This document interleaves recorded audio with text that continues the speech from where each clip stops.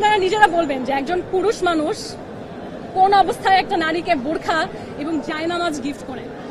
নিশ্চয়ই তার সাথে কোনো খারাপ কুসম্পর্কে এটা সম্ভব না। আপনি একজন মুসলিম হয়ে, উনি একজন সৌদি রাষ্ট্রদূত, উনি মানুষকে হজ ভিসা দান করেন এবং আমার বলাতে উনি একজন অপরিচিত মানুষ যিনি কোটা বৈষম্যের কারণে হজে যেতে পারছিল না, তাকে রমজানে সাহায্য করেছে হজ করার জন্য। সেই মানুষ আমার মনে হয় না তার সাথে কুসম্পর্ক থাকলে তাকে জায়নামাজ গিফট করবে। হ্যাঁ, এটা সৌদি জায়নামাজ, এটা নামাজ পড়ার পোশাক। এবং আমি আপনাদের জন্য একটা জিনিস নিয়ে এসেছি আজকে। এটা বক্স, তবে আমি খেজুরও নিয়ে এসেছি, আপনারা মিলিয়ে দেখবেন। হ্যাঁ, এই বক্স হাতে নেওয়া ঈসার ছবি আছে। তিনি বিএনপিকে এবং বাংলাদেশের গুরুত্বপূর্ণ মানুষদেরকে এই উপহার দিয়েছেন, সৌদি বাদশার খেজুর।